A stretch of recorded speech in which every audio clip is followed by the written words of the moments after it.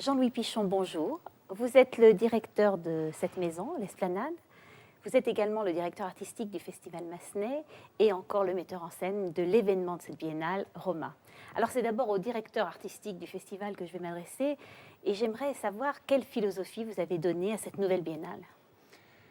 En fait, il ne s'agit pas d'une nouvelle philosophie. Je dirais que depuis que cette manifestation, cette volonté de redécouvrir l'œuvre de Massenet a été mise en œuvre, chacune des biennales, en réalité, apporte sa pierre, sa contribution à une seule et même édification, à une seule et même aventure, qui est précisément de montrer à quel point l'œuvre de Massenet est mal connue, à quel point elle est incomplètement connue.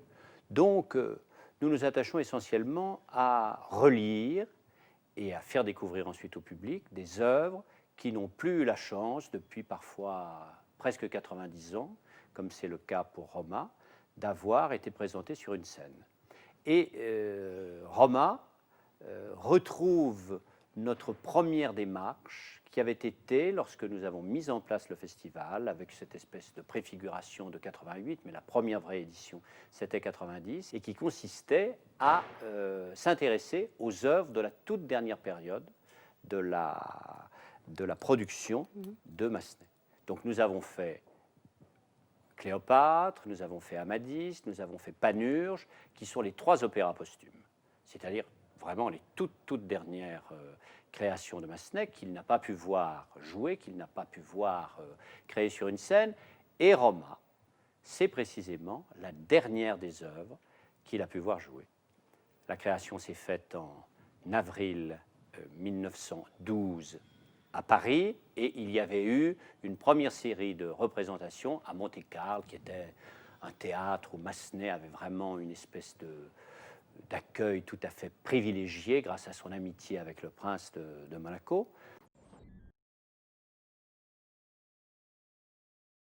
Donc, ces représentations, d'abord à Monte-Carlo, puis à Paris, et ensuite sa mort en août. Et je dois dire, j'ai découvert il n'y a pas si longtemps qu'entre les représentations à l'Opéra de Paris et la mort de Massenet, je croyais qu'il n'y avait plus de représentation de Massenet. En réalité, il y en a eu une, pas très loin de chez nous, c'est-à-dire à Vichy. Le dernier voyage que Massenet, très très malade, très fatigué, a fait, c'était précisément pour aller préparer cette représentation de Roma à l'Opéra de Vichy. Ça devait être quelque chose comme le mois de mai ou juin 1912. Mais comment expliquer que cet ouvrage, qui a été salué par la critique en son temps, soit resté dans les oubliettes, enfin absent des scènes pendant presque 90 ans? Ça, c'est une question qu'on pourrait poser pour de nombreuses œuvres. Je ne dis pas particulièrement pour de nombreuses œuvres de Massenet, mais pour de très nombreuses œuvres. Il y a quantité de chefs-d'œuvre qui demeurent oubliés, qui demeurent enfermés dans les placards des bibliothèques, chez les éditeurs, au fin fond de leur cave.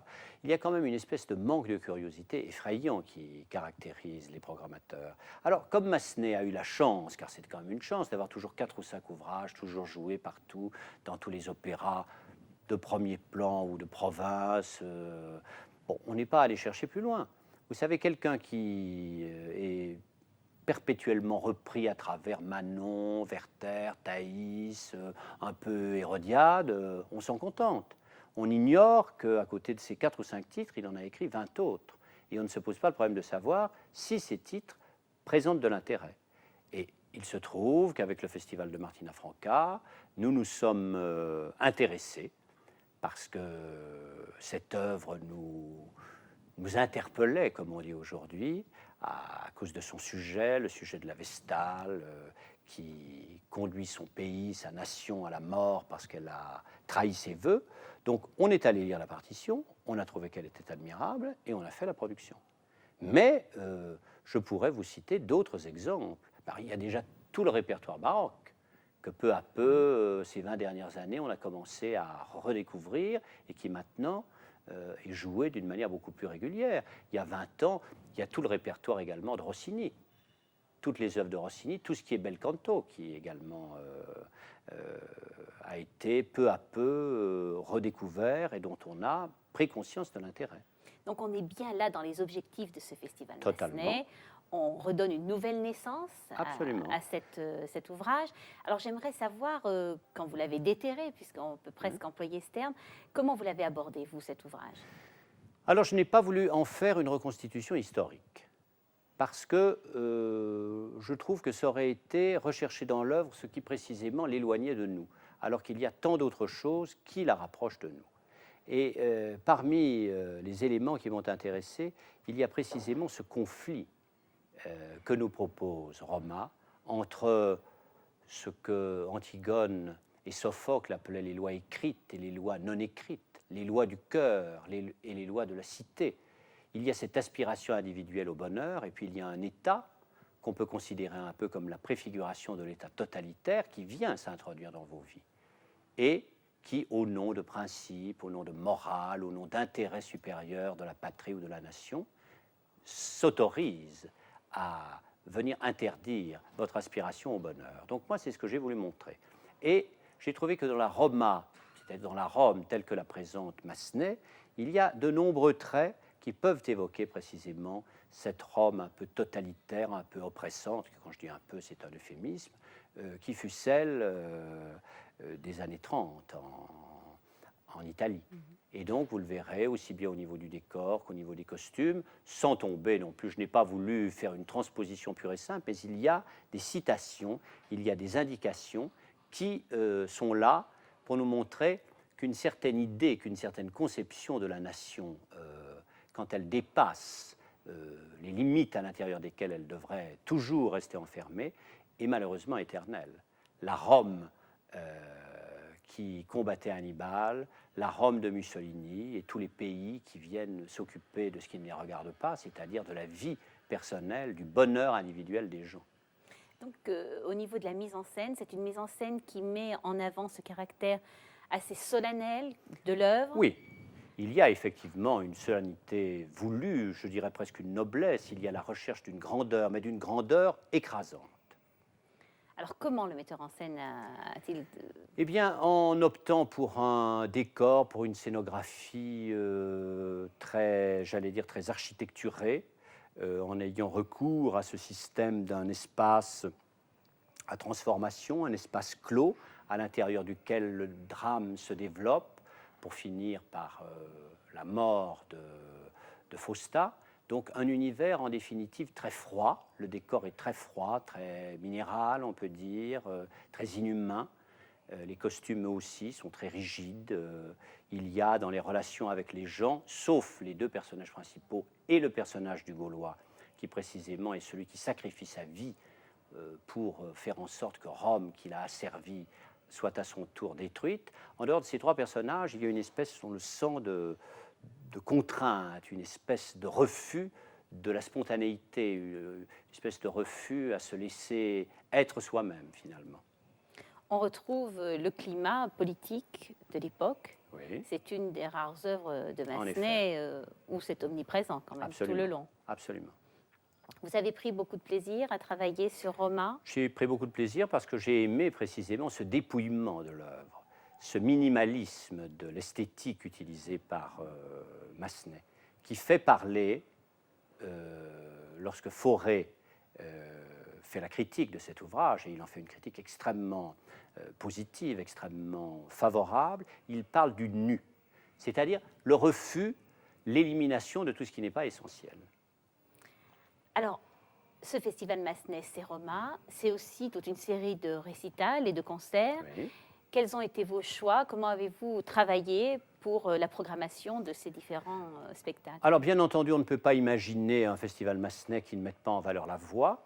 Donc, nous avons choisi, à côté de Roma, de programmer deux récitals avec deux artistes dont l'un chante un rôle important dans Roma, c'est Jean-Marc Salzman, qui fait un travail sur la mélodie, Massenet ayant écrit un nombre très important de mélodies, s'étant intéressé beaucoup à cette mise en valeur de la musique vocale à travers la mélodie. cette mise en valeur du texte, le chanteur n'étant pas seulement quelqu'un qui fait des sons, mais quelqu'un qui est là pour faire passer des émotions. Donc Jean-Marc Salzman travaille avec Massenet et ses élèves, car il y a des œuvres aussi d'élèves de Massenet sur le thème de la Méditerranée. Et puis il y a Marie-Ange Todorovitch, qui avait été une formidable Carmen avant d'être bientôt une grande Santuzza de Cavalleria Rusticana, et qui, elle, fait une moitié consacrée, une première partie de son récital consacrée aux mélodies, l'autre à des extraits d'opéra, dont notamment Thérèse et Don Quichotte. Et puis, il y a également un grand concert symphonique qui est là pour mettre en valeur les voix d'hommes chez Massenet.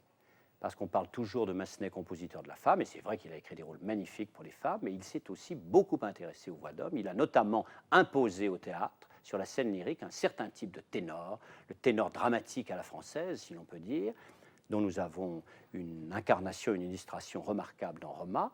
Et ce concert, dirigé par Patrick Villard, avec Gilles Ragon pour les airs de ténor, avec René Schirer, basse, et avec Olivier Grand qui chante le Gaulois dans Roma. Donc ce concert est là pour nous montrer précisément l'apport de Massenet, le travail de Massenet sur les couleurs, sur les caractères particuliers qu'il entendait donner aux voix d'hommes dans ses opéras. Cette biennale, c'est aussi un colloque important sur le livret d'opéra. Sur le grand sujet qui divise et qui en même temps fait beaucoup réagir, c'est-à-dire sur celui du livret. On a notamment beaucoup reproché à Massenet d'avoir écrit ses œuvres à partir de livrets médiocres. Et là, précisément, ce colloque est là pour tordre un peu le cou à un certain nombre d'idées reçues, à un certain nombre de légendes qui sont un peu trop complaisamment colportées.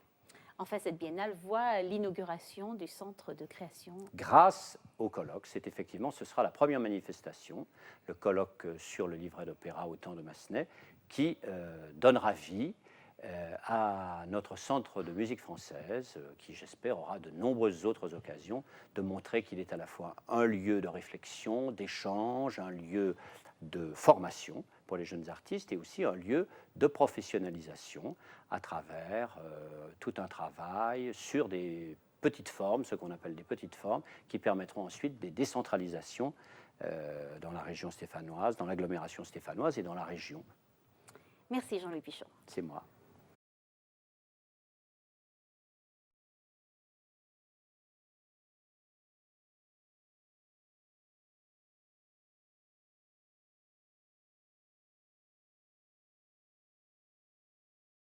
Maître Patrick Fournillier, bonjour. Bonjour. Vous dirigez aujourd'hui, tant qu'en France qu'à l'étranger, des plus grandes œuvres du répertoire symphonique et lyrique. À Saint-Étienne, vous êtes le directeur du festival Massenet, directeur musical de ce festival. Vous avez donc dirigé des œuvres majeures de Massenet dans le cadre de ce festival. Pour cette biennale, vous avez choisi une partition qui est restée dans les placards de nombreuses années, depuis plus de 89 ans, je crois.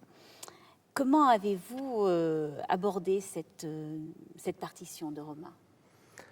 Alors, effectivement, Roma n'a pas été joué depuis 1912, en tous les cas en France. Et c'est pour nous comme une création, en réalité. C'est comme si nous jouions une œuvre qui vient d'être écrite il y a quelques mois. Donc nous l'abordons comme une œuvre sans référence, qui n'est pas dans le répertoire, que personne ne connaît, que personne n'a entendu, que ce soit les chanteurs, le chœur, l'orchestre ou moi-même. Donc avec un regard extrêmement neuf et ouvert, attentif évidemment à ce que le compositeur a indiqué, et les indications sont nombreuses. Massenet travaillait beaucoup à ses partitions. C'est la dernière œuvre que Massenet a pu entendre de son vivant. Il est décédé immédiatement après la création parisienne, donc il n'a pas eu le temps de remanier l'œuvre comme il le faisait toujours après la première de chaque ouvrage. Il n'a pas eu le temps de la remanier, néanmoins, il avait déjà eu le temps d'écrire énormément d'indications qui nous guident, bien entendu, pour la réalisation de cette production. Il écrit ce qui n'est bon, ce qui est évidemment un fait courant chez lui d'écrire énormément d'indications. Mais là, pour cette œuvre, j'ai trouvé que réellement, il en avait mis beaucoup. Ce qui est extraordinaire d'ailleurs, pratiquement pour chaque nouvelle phrase musicale, il y a une indication, soit de jeu d'acteur, soit vocale, soit pour la prononciation du texte, soit pour l'intention dramatique. C'est extrêmement intéressant de lire toutes les indications écrites par le compositeur dans cet ouvrage. Donc, pour revenir à votre question, nous l'avons abordé comme une œuvre nouvelle. Tout à fait. Et dites-moi, la critique de l'époque a affirmé que cette partition était en marge de toutes celles qu'avait pu écrire Massenet. Alors, en quoi se distingue-t-elle des autres œuvres du compositeur? Alors, peut-être la critique de l'époque n'avait-elle pas encore le recul suffisant pour connaître parfaitement et avoir entendu plusieurs fois toutes les œuvres écrites par Massenet. Maintenant, nous pouvons, grâce au Festival Massenet, bien sûr, qui a créé énormément d'œuvres peu jouées, ou pas jouées du tout d'ailleurs, du compositeur, nous pouvons avoir une étendue de son œuvre et constater en fait que Massenet et que chaque œuvre de Massenet est absolument différente des autres. Donc, il est clair que Roma est une œuvre différente des autres œuvres de Massenet, mais c'est le cas pour pratiquement toutes. Manon n'a rien à voir avec Werther, Werther n'a rien à voir avec Esclarmonde, ni avec Thaïs, ni avec Don Quichotte ou Thérèse, ou Roma ou Cléopâtre. Donc, toutes les œuvres sont extrêmement différentes, même si, bien sûr, nous pouvons reconnaître en quelque mesure qu'il s'agit bien de Massenet. C'est ça le grand atout du compositeur, c'est qu'il a une signature, on le reconnaît immédiatement, mais néanmoins, il ne tombe pas dans la redite perpétuelle de son style. Il adapte son style en fonction du livret traité, et donc chaque livret a une couleur particulière, une ambiance qui rend chaque œuvre différente les unes des autres et unique, comme des pièces uniques, vraiment. D'accord. En effet, Roma est une pièce unique, même si le sujet traité, Rome, est un sujet sur l'antique, qu'il a traité également dans Cléopâtre, par exemple. D'ailleurs, les deux sujets sont un peu comparables, même si Cléopâtre est concentrée sur un personnage, le personnage donc de cette grande dame qui a régné sur l'Égypte, et par contre Roma est concentré sur le peuple romain et sur la patrie, vraiment. Et donc entre les deux, c'est évidemment, dans Rome, par exemple, c'est l'amour de la patrie qui l'emporte sur l'amour personnel. C'est d'ailleurs pour cela qu'il n'y a qu'un seul duo, un seul duo d'amour dans Roma. Mais donc ce sujet de l'antique est traité bien particulier, je veux dire avec une couleur, une ambiance très particulière. Par exemple, un traitement des cuivres dans l'orchestre extraordinaire d'ailleurs, donc pour annoncer quelque chose de brillant, de fort, de grand, de solennel, avec des grandes marches, donc pour donner la grandeur de Rome. Et donc de cette immense cité, alors que dans Cléopâtre, on a des moments beaucoup plus intimistes, donc qui, même s'il y a cette grandeur avec l'utilisation des cuivres parfois, notamment dans le prélude d'ouverture, l'ambiance est beaucoup plus intime. Néanmoins. Donc moins d'émotions à fleur de peau, plus de solennel, plus de grandiose. Dans Roma, il y a également de l'émotion à fleur de peau, mais c'est vrai que la dimension générale de l'œuvre est plus dans la solennité, ce qui a fait dire à quelques détracteurs qu'il s'agissait d'un péplum. En fait, ça n'a rien à voir avec Hollywood, même si les compositeurs, je fais juste une parenthèse, si les compositeurs de musique de film d'Hollywood se sont beaucoup inspirés de la musique de Massenet, ce qui fait dire maintenant que la musique de Massenet ressemble à la musique de film, alors qu'il faut quand même rendre à César ce qui est à César, justement en parlant de Rome, ça tombe très bien, mais je veux dire, ce sont bien les compositeurs hollywoodiens qui ont pris chez Massenet et non l'inverse, s'il vous plaît. Donc la couleur même de Roma, même si, comme je le disais, est empreinte de solennité, a néanmoins, bien sûr, revêt beaucoup d'émotions et d'intensité sur les personnages. L'histoire même, celle de Fausta, qui est pour avoir soi-disant trahi donc Rome en étant Vestale et donc en ayant péché par amour pour un homme, se voit condamnée à être ensevelie vivante. Donc il y a là autour de cette trame qui d'ailleurs, paraît-il, est historique, donc c'est une chose qui a été vécue. Donc il y a, avec sa grand-mère Postumia et avec son amant Lentulus, il y a des moments où, avec son oncle Fabius, il y a de vrais moments d'intense émotion et de recueillement entre les personnages, une étroite relation qui d'ailleurs n'est pas dépourvue de comment dire d'une certaine intimité, je l'ai déjà dit, mais comment dire, à l'intérieur même des personnages, il y a quelque chose qui se dégage d'humain, par rapport à cette grandeur de Rome. Ils se sentent comme un peu écrasés, si vous voulez. Donc, ce qui les rend justement très humains et très accessibles au public, qui les rend très proches du public. Et donc, le public peut adhérer complètement à ces personnages, et notamment à ce sacrifice de Fausta qui meurt pour avoir péché par amour. Donc on est corps et âme, je dirais, avec les personnages de l'action, ce qui rend encore plus intense l'émotion à la fin de l'ouvrage, bien entendu. Alors, Roma, c'est l'événement majeur de cette nouvelle biennale. En marge néanmoins de ce grand opéra, il y a plusieurs concerts et récitals.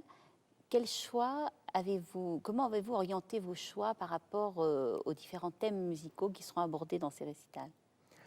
Alors, évidemment, le grand sujet principal, c'était Roma. Autour de cela, au lieu d'insérer un oratorio comme nous l'avions fait quelques années auparavant, ou un autre opéra comme nous l'avions déjà fait, etc.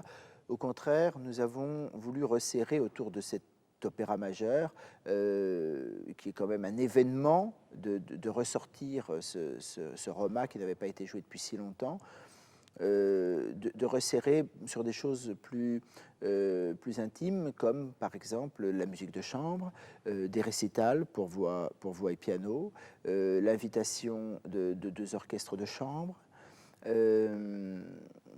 et également un colloque qui me paraît de la plus haute importance, puisque seront réunis de très grands musicologues du monde entier pour traiter des livrets du XIXe siècle, évidemment ceux de Massenet, mais aussi ceux de ses contemporains, donc de la fin du XIXe et début XXe.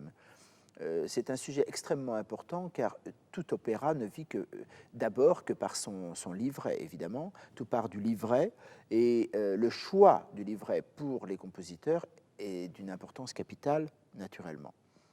Nous pourrons d'ailleurs voir que parfois le livret porte l'œuvre plus que la musique qui l'accompagne, ou parfois c'est l'inverse. La musique transcende un sujet qui au départ n'était pas parfaitement intéressant, enfin ne pouvait pas attirer vraiment l'intérêt du public, et qui, par la musique que le compositeur a écrit sur ce livret, le rend intéressant, justement. Cette nouvelle biennale écrit une nouvelle page dans l'histoire du festival. Aujourd'hui, comment est-il ressenti, ce festival, à l'extérieur des murs? Alors, c'est un festival qui apparaît comme de la plus haute importance, car c'est un festival d'abord thématique, donc sur un compositeur, et non pas qui présenterait des pianistes, des violonistes, des orchestres qui passent, qui seraient seulement de passage comme ça pour donner un programme et repartir ensuite. Là, il y a un vrai caractère, je dirais presque pédagogique, donc montrant des œuvres peu jouées ou pas jouées, donnant la possibilité d'entendre des colloques, et ensuite de garder en mémoire ces colloques, puisqu'ils seront édités et que donc ça laissera des traces musicologiques qui pourront être utilisées par non seulement évidemment les musicologues, mais aussi les mélomanes qui seraient intéressés de lire des écrits sur la musique, mais aussi les futurs étudiants de musicologie ou en histoire de la musique par les étudiants conservatoires, etc., etc. Donc ça laisse une trace historique dans, de notre travail, et ça me paraît très important de traiter des sujets aussi denses que, par exemple, les livrets d'opéra. Mais il y a beaucoup d'autres sujets qui pourront être traités, évidemment, par les différents colloques qui vont suivre. Mais je crois que c'est quelque chose que l'on va rendre systématique maintenant pour chaque festival, d'avoir des colloques et la venue de musicologues. Ça donne une dimension supérieure, évidemment, à ce festival.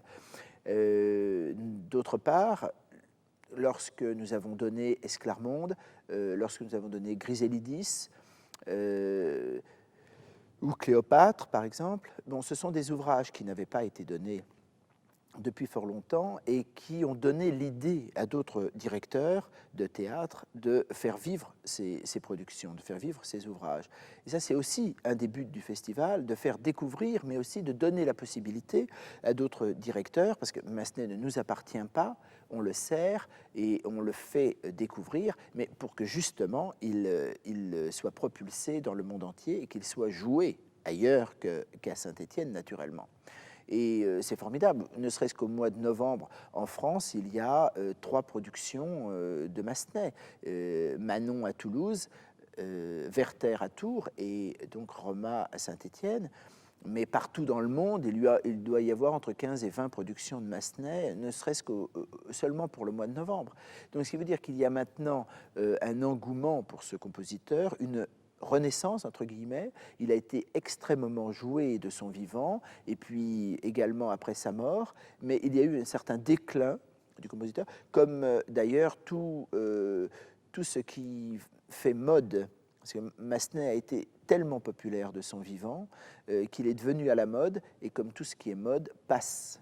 Donc il a fallu malgré l'importance du compositeur, il a fallu travailler énormément pour le faire redécouvrir et pour redonner un intérêt à ses œuvres.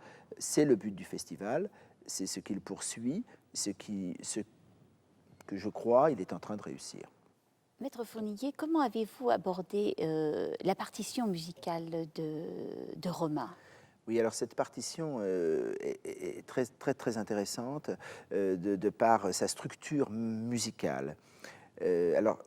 C'est une œuvre, comme je le disais tout à l'heure, Roma est très différent des autres ouvrages qu'il a pu écrire, et donc musicalement, de par sa structure, elle est également différente. Là, il y a pour la première fois dans l'histoire de la musique, un compositeur donne la structure de l'œuvre grâce à des personnages qui sont uniques pour chaque acte. Et ça, c'est tout à fait nouveau. Comme par exemple, dans le deuxième acte, l'acte tourne autour d'un personnage central qui est Junia, une jeune vestale qui s'accuse du blasphème pour ne pas avoir accusé Fausta. Donc elle s'accuse elle-même. Elle a un grand air dans cet acte, et on sent bien que tout tourne autour d'elle. Dans le troisième acte, c'est le Gaulois, le Gaulois Vestapor, qui, par haine contre Rome, veut sauver la Vestale, et son amant Lentulus les aide à fuir.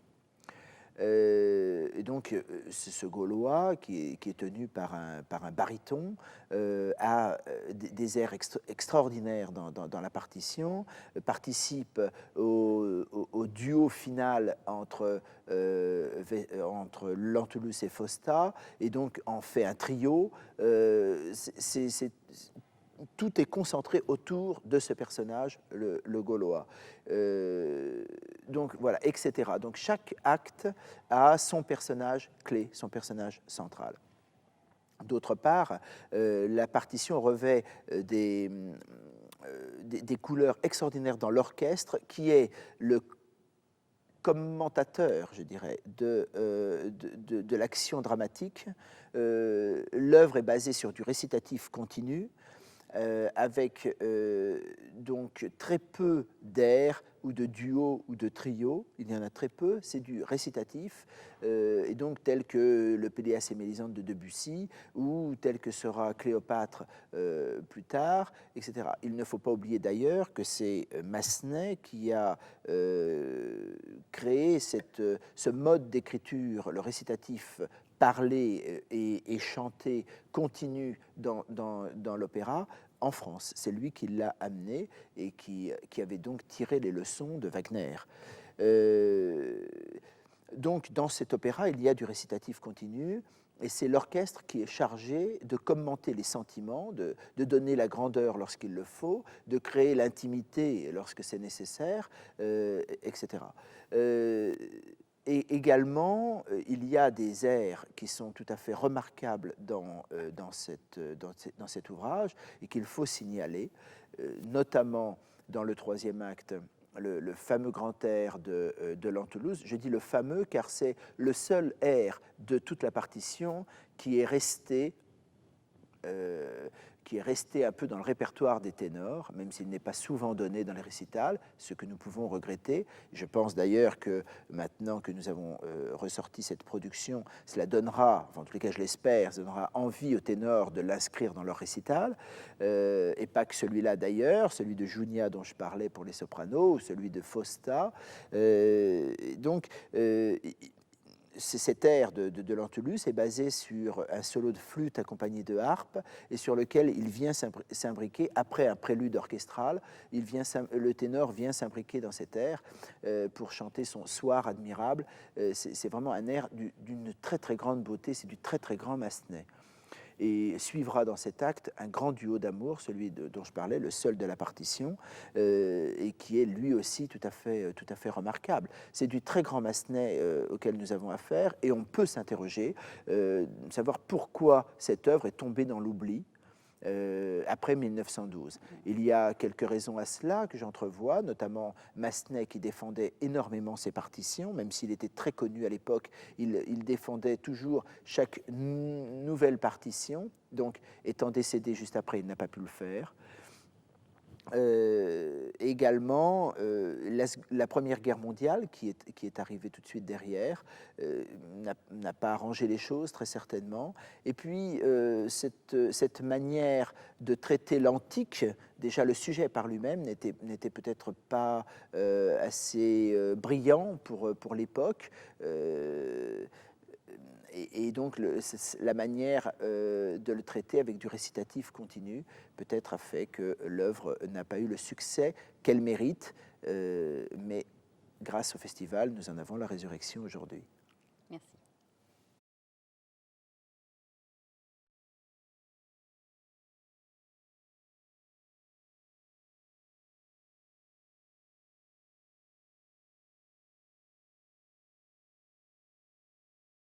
Anne-Marguerite Verster, bonjour. Vous êtes issue de l'école d'art lyrique de l'Opéra Bastille, et c'est d'ailleurs sur la scène de ce même opéra que vous avez débuté en 1994. Absolument.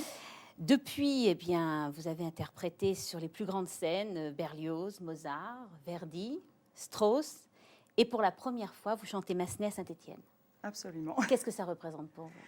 C'est une grande joie, parce que je trouve que Massenet est un compositeur, d'abord un compositeur français, et je trouve qu'en France, on chante peu la musique française et on la dénigre en prétextant la faiblesse des livrets, les paroles un peu mièvres, etc. Moi, je trouve que c'est vraiment quelque chose de très, très dommage, parce que Massenet, notamment, a écrit des œuvres très, très fortes, dont Roma fait partie.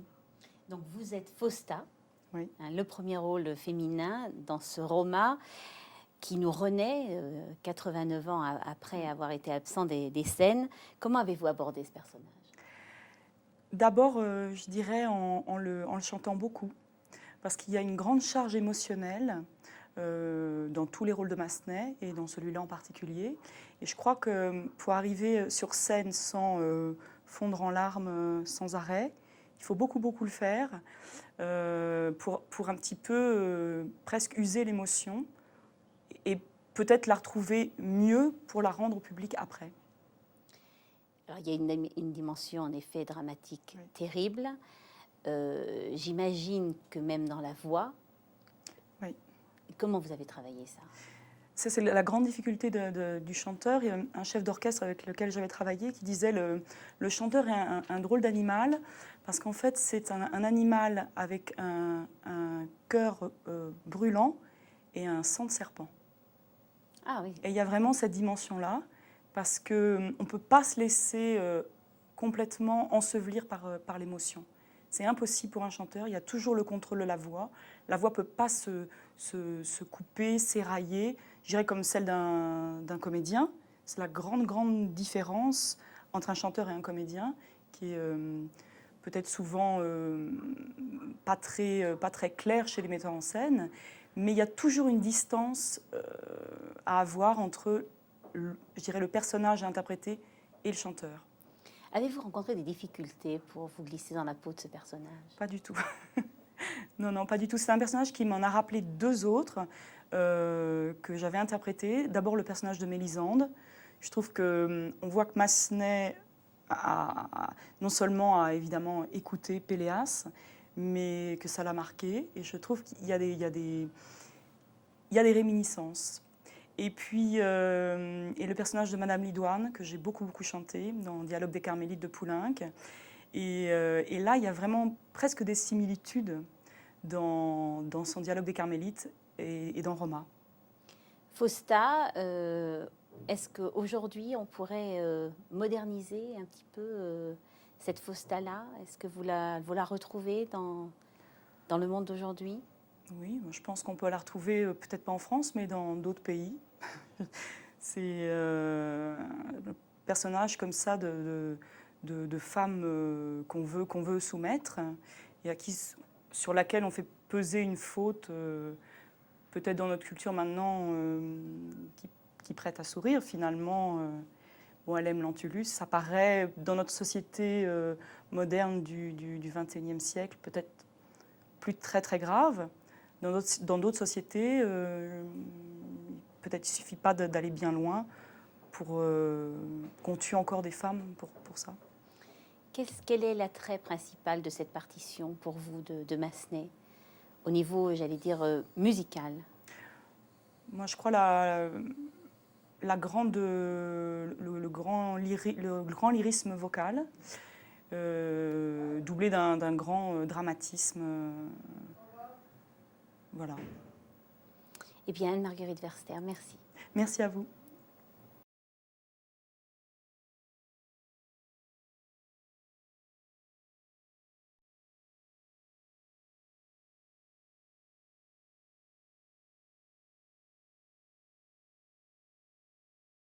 Jean-Marc Salzman, bonjour. Bonjour. Vous êtes aujourd'hui dans l'ouvrage de Roma, Fabius Maximus.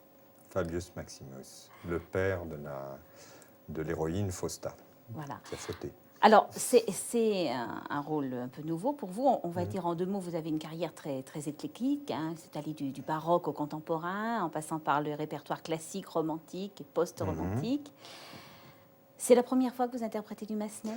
Massenet, non, j'avais déjà fait Werther il y a quelque temps, qui est une œuvre que j'aime beaucoup, même si le rôle d'Albert n'est pas le fantasme absolu du baryton.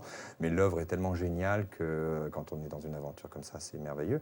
Mais ce genre de Massenet-là, un baryton un peu lourd, un peu épais au niveau de l'écriture vocale, oui, ça c'est la première fois que je le fais. Oui. Alors, comment avez-vous abordé ce personnage? Comme tous les personnages, je l'ai abordé d'abord par l'aspect de la comédie, c'est-à-dire de savoir qu'est-ce que ce personnage peut résonner en moi, faire appel à ma vie d'artiste, d'homme, de père, d'homme de tous les jours. Qu'est-ce qui peut résonner en moi en abordant un rôle comme ça? Une fois que ce rapport entre l'homme et le comédien est établi, je passe à l'aspect purement technique, vocal.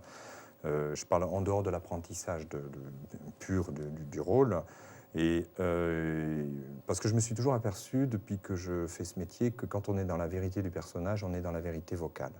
Donc c'est pour ça que j'ai toujours cette démarche, d'abord en premier de comédien et ensuite de chanteur. Même si l'exigence du chanteur est évidemment primordiale, quoi. Est-ce que la partition musicale vous a présenté quelques difficultés ou... Au niveau, au sens solfégique ou choses comme ça, non, parce que c'est quand même une écriture extrêmement classique, c'est quand même une écriture qui s'inscrit dans une tradition française, qui puise ses sources depuis le baroque enfin, il y a une suite logique. Bon, je suis quand même assez aguerri à faire pas mal de musique contemporaine, de choses comme ça. Donc, au niveau solfégique pur, c'est pas très difficile. Là où ça se corse, c'est en matière de travail stylistique, en matière de travail de soutien des sons, au niveau de trouver ce qu'on appelle le gras de la voix dans ce genre de rôle pour les rendre vraiment crédibles, quoi.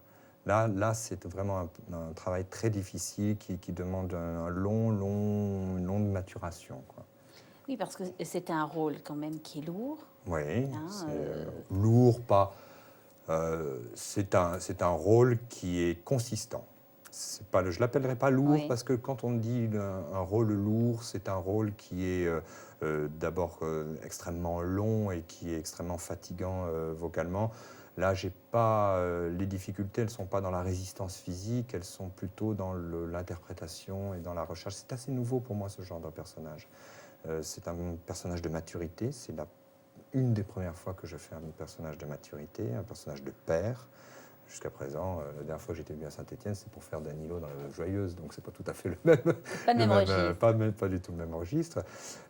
Donc, bon, après, je vais faire Figaro, je vais faire des rôles comme Escamillo, ou des choses qui sont assez plus légers, plus au niveau du personnage, hein, j'entends, hein, pas au niveau vocal.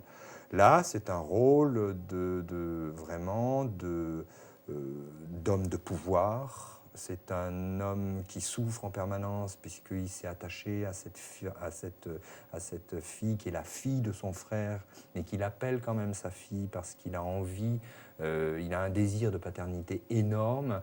Il fait la confusion entre son rôle d'oncle, de père, c'est limite inceste de temps en temps parce que ça peut être... on peut être à la frontière. C'est un homme qui est tout le temps à la frontière d'une multitude de choses. C'est ce qui rend ce personnage passionnant, parce qu'il est à la fois homme de pouvoir, homme de décision, en même temps il est fragilisé complètement par ce qui lui arrive devant tout le Sénat. Je suis quand même le chef du Sénat et je suis mis dans une position extrêmement difficile par celle que j'appelle ma fille, qui n'est pas ma fille. Donc vous voyez, c'est un homme qui est tout le temps sur une espèce de tangente, on ne sait jamais vers quel côté il va tomber, mais ce qui est sûr, c'est qu'il va tomber. Et c'est vrai qu'il tombe à la fin. Est-ce qu'on traduit ça dans la voix ou est-ce que vous gardez une ligne impeccable, fidèle à ce que l'homme doit paraître? Ça dépend de la situation dramatique, ça. Oui. Moi, l'aspect beau chant, pour le beau chant, m'ennuie un petit peu. Moi, ce qui m'intéresse, c'est la vérité, encore une fois, c'est la vérité du personnage. Donc, quand ça demande du beau chant, il faut que ce soit du beau chant. Et avec toutes les exigences que ça a, effectivement, les exigences esthétiques, techniques. Mais ça ne me dérange absolument pas de faire du lait chant. du chant lait. Si la situation dramatique le demande, on peut crier, on peut faire des sons engorgés, on peut faire... Ça, c'est une belle leçon de mon passage dans le baroque, ça. Se permettre justement de faire des sons laids, mais qui correspondent à la vérité du personnage. Mais le problème, c'est d'arriver aussi après à enchaîner sur le beau chant, ce qu'on appelle le beau chant au sens classique du terme. Ça, c'est une exigence qui n'est pas facile, effectivement. Ce nouveau personnage dans votre répertoire, ça vous apporte des joies? Énormément, oui. Énormément, parce que j'ai enfin... c'est l'avantage de la maturité, ça. J'ai enfin l'occasion d'exprimer une palette artistique vraiment complète sur un personnage. Je crois que c'est peut-être avec Oronte dans Médée de Charpentier qu'on avait fait avec Villégier et William Christie. Ça fait partie des personnages où je suis vraiment allé chercher en profondeur des choses que je n'avais pas souvent l'occasion de donner. Parce que soit le personnage demandait une facette mais pas l'autre. Là, c'est un personnage d'une richesse extraordinaire. C'est certainement, je le dis avec beaucoup de bonheur, le personnage le plus riche de la pièce. Enfin, en tout cas, c'est l'impression que j'en ai. Donc tant mieux. Si chacun a l'impression d'avoir le personnage le plus riche de la pièce, c'est génial. Donc, est-ce que vous y puisez des enseignements par rapport à la partition, à l'écriture? Oui. Des enseignements, oui, comme je vous disais tout à l'heure, à partir du moment où vous êtes dans la vérité du personnage, ces enseignements, ils sont mis au service de la voix. Donc dans ce sens-là, oui. Et des enseignements personnels aussi, parce que ça m'amène à une maturité vocale que j'aurais peut-être pas tellement soupçonnée auparavant. Même, bon, j'ai quand même fait des rôles de grand répertoire, comme Faninal dans Le Chevalier à la Rose, ou comme certains Wagner, ou certaines choses comme ça. Mais c'est pas des personnages aussi complets. Faninal, il est tout le temps dans une espèce, parce que c'est un père, c'est pour ça que je le compare à Fabius, mais il est tout le temps dans le quant à soi, il est tout le temps dans la vision que l'autre a de lui. Donc c'est un personnage qui est beaucoup moins riche, alors que Fabius, il est vraiment, on doit le vivre de l'intérieur. C'est vraiment un drame, ça doit être un drame personnel. Pour le spectateur, il faut que ce soit vraiment comme si j'étais Fabius, et que les personnes qui sont dans la salle doivent être complètement émues par le destin de cet homme. Alors, ce festival Massenet, c'est aussi l'occasion pour vous d'offrir un récital. Oui. Alors, un récital de mélodie. Oui. Quels ont été vos choix là par rapport à ce récital? Alors le choix, quand Jean-Louis Pichon m'a demandé de faire ce récital, j'étais un petit peu perplexe parce que c'est une époque, Massenet, où les mélodies n'a pas trouvé encore la véritable maturité qu'ils ont eue après, avec Debussy, Ravel.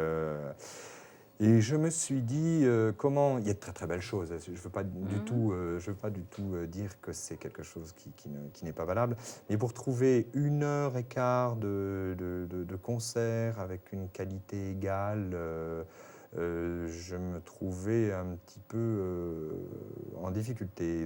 L'idée m'est venue, comme l'époque de Massenet, donc cette deuxième partie du 19e siècle, c'est une époque où le voyage était quelque chose d'extrêmement présent chez les artistes, autant dans la peinture que dans l'architecture, que dans la musique, ou dans l'architecture, oui, enfin tout ça. Le voyage est un thème omniprésent. Je me suis dit, tiens, si on essayait de faire parler, de faire voyager le spectateur, et je me suis arrêté sur un voyage autour de la Méditerranée, parce qu'à l'époque, la Méditerranée représentait l'exotisme, faut quand même pas l'oublier. C'est-à-dire que l'Italie, la Grèce, le Moyen-Orient, c'était la quintessence du voyage. Et donc je me suis dit, j'avais aussi envie de faire découvrir ce que Massenet a apporté dans son enseignement. Ça a été quand même, il ne faut pas l'oublier, un très très grand pédagogue. Il a été décisif pour énormément de carrières musicales. Je pense à Reynaldo Hahn, je pense à Coquelin, je pense à Morey, je pense même à Ravel, même si il n'a pas été tout à fait un élève, il est resté très très peu dans sa classe, mais quand même, il a été décisif, même pour des gens comme Debussy, Ravel, parce qu'il a apporté une autre façon d'aborder la prosodie. Il a été extrêmement décisif. Donc, il m'a semblé intéressant de faire une espèce de petite réunion de tous ces gens qui ont été dans l'entourage de Massenet. Et voilà, donc j'ai fait ce programme autour de la Méditerranée. Donc on va aller en Italie, en Grèce, au Moyen-Orient, en Espagne et en Provence, avec 25-28 mélodies. C'était quand même un joli programme. Un joli programme. Un joli programme, oui. Donc voilà, je suis content parce qu'en plus c'est un récital que je vais faire voyager moi-même. Donc je vais partir à Dublin et puis dans les pays de l'Est après. Donc je suis assez content. Donc le Festival Massenet s'exporte. Absolument. Et ça a été même un argument assez décisif quand j'ai contacté les organisateurs de concerts. Le fait de dire que je le crée au Festival Massenet, ça a été un argument presque commercial, si on peut dire. Donc voilà un nouvel ambassadeur du Festival Voilà, Massenet. voilà. Oui, Jean-Marc Satzman, merci.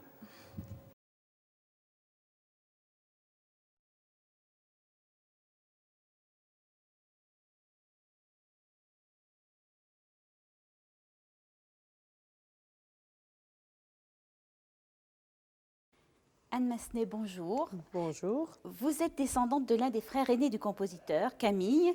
Vous publiez aujourd'hui aux éditions de Fallois Jules Massenet en toutes lettres, une biographie réalisée à partir de la correspondance du compositeur et dans laquelle vous vous attachez, je vous cite, à montrer le véritable visage de Massenet.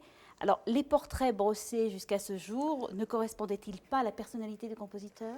Non, parce qu'en réalité, si vous voulez, son amabilité était une manière aussi de se retrancher et de créer, non pas une muraille, mais enfin de se protéger.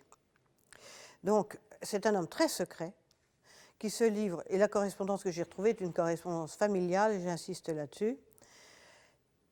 Cet homme extrêmement secret se livre peu, même dans sa correspondance privée. Alors, il a fallu dépouiller combien de lettres, Madame? 1500 à peu 1500. près.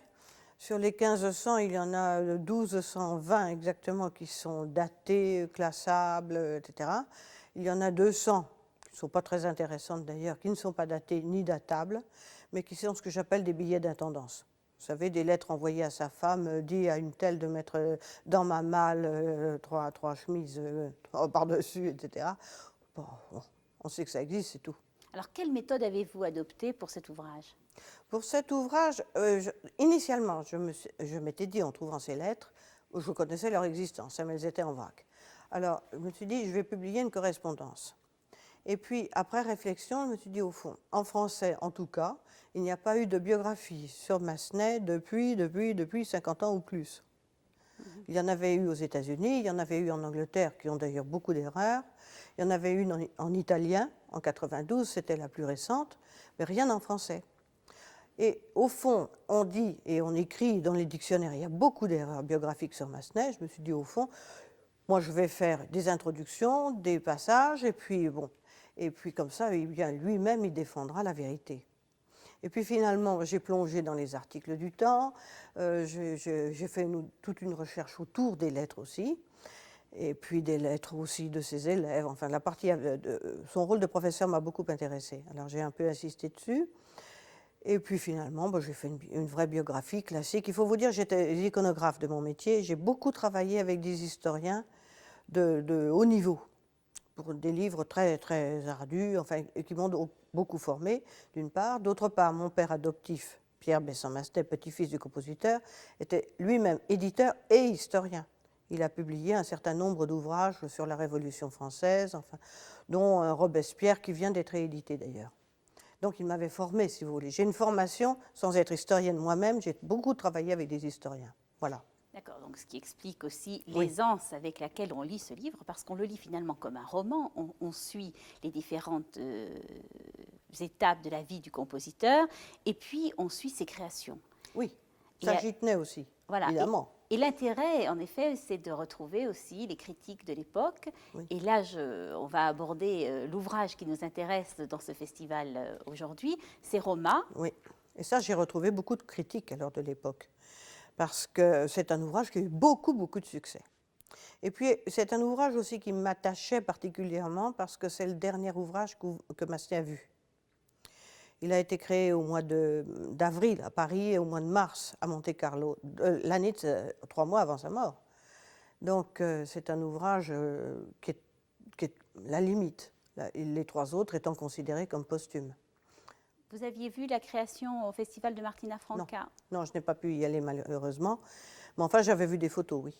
Donc c'est une première pour vous. Oui, c'est tout à fait une première. Je suis venue hier, j'ai assisté à une partie de la Générale. Je dois dire, musicalement, je l'avais déjà entendu, si vous voulez, puisqu'il y a un disque. J'avais regardé la partition piano-chant, mais en fait, qui ne donne jamais, pour cause, les couleurs orchestrales. Et c'est un ouvrage que je trouve vraiment très intéressant, très beau. Qu'est-ce que Une ça puissance. représente, oui, pour vous? Je trouve que Excusez-moi. d'abord, c'est pas le seul ouvrage dramatique que Massenet ait écrit, mais c'est une montée du tragique qui est quand même maximum. Je trouve que c'est même difficilement supportable par certains moments. Je trouve que cette grande scène de Postumia au 4e acte est bouleversante. C'est d'ailleurs pour ça que j'ai appelé mon dernier chapitre Postumia. C'est aussi un petit clin d'œil à Daudet, j'avoue, avec son ultima, vous savez. Alors, vous allez participer donc aux premières heures de ce festival, Oui. avec un colloque qui s'annonce sur le livret d'opéra. Oui. Qu'est-ce que ça représente pour vous, ce festival Massenet à Saint-Étienne? Vous savez, nous sommes quand même très attachés à la ville natale, déjà. D'ailleurs, une ville natale qui sera peut-être, je l'espère, je suis en pourparlers avec la ville en ce moment, parce que je voudrais, puisque je n'ai pas pu garder la maison de campagne de Massenet en Seine-et-Marne, et il est toujours enterré au cimetière d'Aigreville, mais j'aimerais le ramener ici, ainsi que son épouse et son autre petit-fils qui est là-bas. Et comme moi, je n'y ai plus du tout d'attache, je trouve qu'il serait mieux dans sa ville natale. Alors ça, si vous voulez, ça a l'air de s'éloigner du festival, mais pas tant que ça, parce que je trouve que c'est un point de rencontre, si vous voulez. Tous les 2 ans, on sait qu'on va découvrir quelque chose de nouveau, le plus souvent. Et il y a quand même un attachement, j'allais dire, viscéral, ancestral, auquel, en tout cas, moi, je suis très attachée. Massenet, c'est un nom facile à porter aujourd'hui? Non. Pourquoi? Parce que, d'abord, j'ai été élevée, si vous voulez, à une période où tout le monde connaissait ce nom. On n'avait pas besoin de l'épeler. Alors, j'ai du mal à m'habituer à tomber sur des gens qui ne savent pas. Bon, ça, c'est une chose. D'autre part, il est vrai qu'à notre époque, c'est quand même pas facile de porter un nom connu. Il m'est arrivé d'avoir des réflexions très désagréables. Très. Et puis, en plus, ça, c'est corollaire, mais j'ai un rôle d'héritier ayant droit chargé du répertoire qui peut être amené à interdire certaines choses, où on n'est pas là pour dire c'est parfait, merveilleux, et tout va bien, quand il y a certaines œuvres qui peuvent être saccagées quelquefois. J'ai à l'heure actuelle un assez gros problème à propos de Don Quichotte. J'espère qu'il va se régler. Mais là, ce qu'on nous avait proposé comme production, je dis nous, parce que les héritiers du livret sont au même plan, est inacceptable. C'est un héritage difficile à porter. C'est à la fois difficile, c'est extrêmement astreignant. On ne se rend pas compte. Mais c'est plus qu'un mi-temps par jour. Parce que, vous savez, on a des relations avec un tas de gens, mais beaucoup d'interprètes aussi, ou d'amateurs. L'autre jour, j'ai reçu une lettre d'un monsieur qui voulait travailler la valse très lente au piano. C'est aussi bien ça que les conversations que j'ai eues avec Jean-Marc Salzman, par exemple, pour son récital. Nous avons choisi ce thème autour de la Méditerranée, pensant qu'il fallait une ligne directrice, un récital de mélodie, que ce ne soit pas un fourre-tout, si vous voulez. Mais tout ça, ça prend beaucoup de temps. Il y a beaucoup de recherches, il faut faire les photocopies, il faut faire le courrier, et ça, je le fais intégralement. Alors, j'ai créé une association, mais à l'heure actuelle, du moins, je voudrais bien d'ailleurs que ça change, mais à l'heure actuelle, personne ne peut faire ces choses-là à ma place. Vous êtes la seule descendante Non. J'ai des cousins, mais que ça n'intéresse pas du tout. qui sont restés en marge complètement. Ah, complètement. Complètement. Qu'est-ce que vous attendez de ce nouveau festival, Madame Massenet? Ce que j'attends, d'abord, je vais vous dire, c'est une consécration. Parce que Roma, il y a des années que j'y pensais. Et nous avions poussé des pourparlers, j'avais poussé des pourparlers assez avancés avec l'Opéra de Rome, il y a 4 ans maintenant. Et puis, ils ont changé de surintendant. Le projet est tombé à l'eau. Alors, lorsque j'ai appris qu'on le donnait à Martina Franca, déjà, j'étais très contente parce que ça exhume l'œuvre. Et puis, cette fois-ci, ce que j'ai vu hier, je trouve que la production est très très belle. Elle garde le côté tragique. Les costumes, on n'est pas tombé dans le péplum puisqu'on n'a pas de toge, mais on a des costumes très structurés avec de belles couleurs. Non, je trouve que c'est ça. J'espère beaucoup que Roma va faire une carrière. C'est étrange d'ailleurs de s'imaginer que depuis 1912, il y a des œuvres comme ça, mais vous savez, les œuvres posthumes ont souffert aussi de la guerre de 14. Et Massenet, je crois, était un excellent communicateur pour ses œuvres. Et après sa mort, il est un fait qu'on est tombé dans la routine de Manon, Werther, un peu Don Quichotte, Hérodiade, vous voyez, 4 ou 5 ouvrages, mais toujours les mêmes. Même Esclarmonde n'avait pas été redonné depuis. Moi personnellement, je ne l'avais jamais vu. Je l'avais entendu avant qu'on le donne au festival, je ne l'avais jamais vu. On l'avait donné à San Francisco, ce qui était quand même un peu loin. Mais on ne l'avait jamais donné en France depuis il y a 130. Madame Massenet, merci pour ces renseignements et puis longue vie au Festival Massenet. Oui, j'espère bien. Merci. Merci à vous.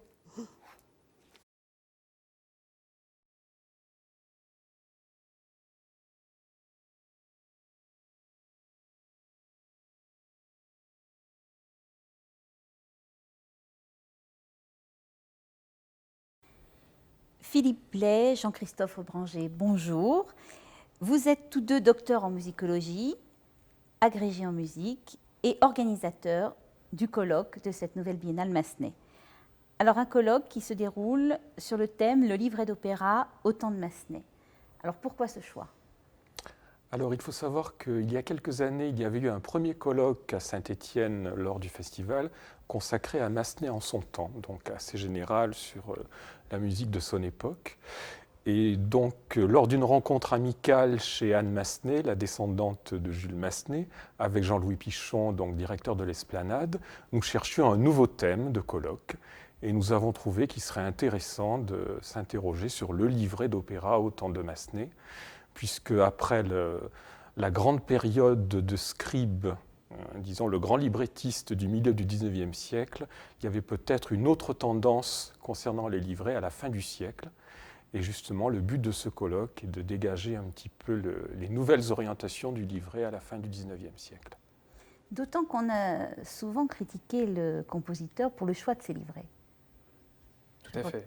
Et là, j'ai envie de rebondir sur ce que vient de dire Philippe Blais. C'est aussi l'occasion de s'interroger sur la validité de ces livrets et peut-être de montrer pendant ces 2 journées que ces livrets d'opéra de la fin du XIXe siècle ou du XIXe siècle de façon plus générale sont de bons livrets et pourquoi on peut les définir ainsi et pourquoi ils ont permis à des compositeurs d'écrire des chefs-d'œuvre. C'est aussi peut-être essayer de trouver des réponses à ces questions. Est-ce que vous pouvez nous dire un petit peu comment va s'orchestrer ce colloque, qui sont les intervenants, nous dévoiler un petit peu la teneur du colloque? Le colloque est organisé en 3 grandes parties. La première journée est organisée autour d'un thème assez général, donc le livret d'opéra au XIXe siècle, plus particulièrement en France. Ensuite, la deuxième journée est articulée en 2 moments. La matinée sera consacrée au livret de Massenet. Il était bien normal que nous lui consacrions une demi-journée. Et l'après-midi au livret contemporain. Alors interviendront des universitaires, des spécialistes en musicologie? Oui, à la fois des universitaires, des musicologues et des littéraires, essentiellement. Alors vous-même, Monsieur Blais, vous êtes un spécialiste de Massenet, donc vous allez nous parler des livrets et du travail du compositeur sur ces livrets? Oui, tout à fait. Moi, je vais faire une intervention donc, sur Massenet en particulier et surtout quel est le rapport qu'il entretient avec ses librettistes et comment il s'approprie en fait un livret avant de composer et pendant la composition. Et en fait, je vais même aller beaucoup plus loin, j'irai jusqu'à la mise en scène, c'est-à-dire comment il s'approprie ce livret jusqu'à le transformer au cours des différentes étapes pendant lesquelles il va travailler dessus. C'est-à-dire, première étape, ça va être un travail avec le librettiste. Ensuite, un travail de composition musicale où là, il abandonne pratiquement tout lien avec ses librettistes, d'une façon générale, hein, bien sûr, c'est assez schématique ce que je vous dis là. Et ensuite, il y a le passage à la scène où, là aussi, le livret connaît de nouvelles transformations. Est-ce que cela veut dire que le compositeur va réécrire avec le librettiste? Oui, et vous verrez que dans le cas de Massenet, je vais même beaucoup plus loin, il y a une réécriture complète de la part du compositeur. C'est-à-dire qu'il prend un texte et le transforme en fait à son goût. C'est un cas particulier d'une certaine façon, enfin, c'est quelque chose je crois qui a été très peu développé en ce qui concerne Massenet, c'est que j'ai envie de dire que d'une certaine façon, Massenet est l'auteur de ses livrets. Monsieur Blais, cette intervention sur les livrets, elle est systématique chez tous les compositeurs? J'ai l'impression qu'elle devient de plus en plus importante à mesure qu'on avance dans le 19e siècle. Au début du 19e siècle, les librettistes ont une place beaucoup plus importante. Leur nom est souvent cité avant celui du musicien.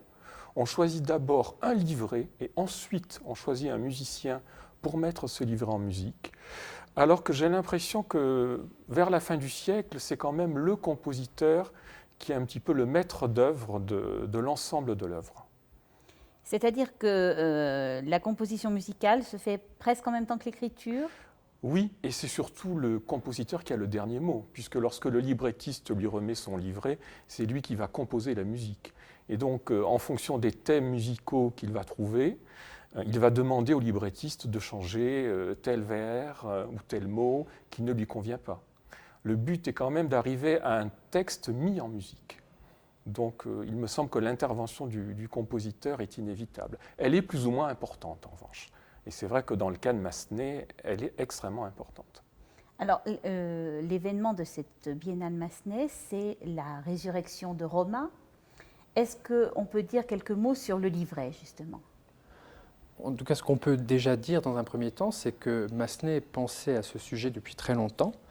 Dès le début du XXe siècle, en fait, il a l'idée de composer Roma, mais pour des problèmes de succession familiale, il éprouve quelques difficultés. Et c'est grâce à Henri Quint que la situation va se débloquer et que donc il compose cette œuvre, en fin de compte, à la fin de sa vie. Alors, on parle d'une réalité historique? Oui, alors je crois que là, on peut effectivement... Il y a une recherche de réalité, de vérité, vérité du sujet, c'est ce que disait Massenet. Et pour tous ces opéras, effectivement, c'est un compositeur qui recherchait effectivement la vérité. Et quand je dis vérité, c'est-à-dire qu'il s'intéressait à l'histoire de son sujet. Et il aimait même s'entourer d'objets. Il aimait lire des ouvrages sur la période qui concernait son livret, le sujet de son opéra. Et dans le cas de Roma, j'ai découvert une anecdote il y a peu de temps que je trouve particulièrement intéressante en ce qui concerne cette vérité du sujet. C'est qu'en compagnie de Lucie Arbel, il est allé à l'hôpital des 15-20 étudier le comportement des aveugles. Parce que vous avez un personnage aveugle dans Roma qui est le rôle de Postumia. Postumia a été créé donc par Lucie Arbel. Et avec Lucie Arbel, Massenet s'est rendu au 15-20 pour étudier un personnage que Lucie Arbel avait repéré, entre guillemets, auparavant, et qui lui a servi de modèle, donc toujours dans cette perspective d'une vérité, là, scénique, si vous voulez. Eh bien, messieurs, je vous souhaite un excellent colloque et je vous remercie. Merci. Merci.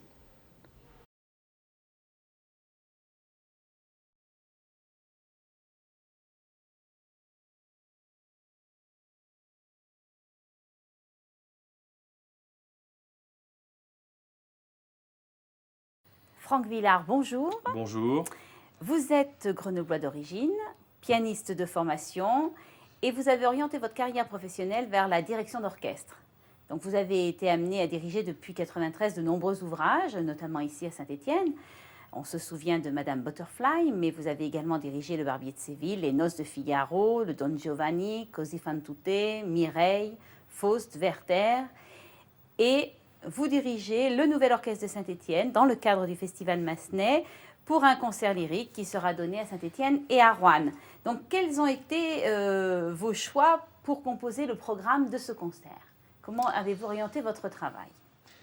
Tout d'abord, le choix lui-même s'est fait de façon un tout petit peu, j'allais dire, empirique, dans le sens où l'œuvre de Massenet est déjà tellement immense, et il y a donc un choix quasi illimité d'œuvres intéressantes, assez diverses d'ailleurs, qu'on peut... Mais seulement ça demanderait une connaissance très étendue de l'œuvre de Massenet que je n'ai pas, bien que je travaille au festival, enfin, et dans cette maison qui est quand même très tournée vers Massenet, justement. Je pense que c'est le choix qui a été déjà dicté par les chanteurs qui sont présents à ce concert-là, qui sont 3 voix d'hommes. Ça peut sembler étrange, mais en fait, ça vient simplement du fait que l'ouvrage qui aurait dû être représenté pour ce festival était le Jongleur de Notre-Dame. Et puis il y a eu un changement. On s'est orienté plutôt vers ce concert lyrique. Et donc on a conservé les chanteurs qui étaient en fait destinés au Jongleur de Notre-Dame, un ouvrage de Massenet où il n'y a que des hommes. Voilà, donc c'était un élément qui un peu, comment dire, déjà limitait le choix. Ensuite, des questions de goût, évidemment, forcément, et je vous le disais, un critère de variété.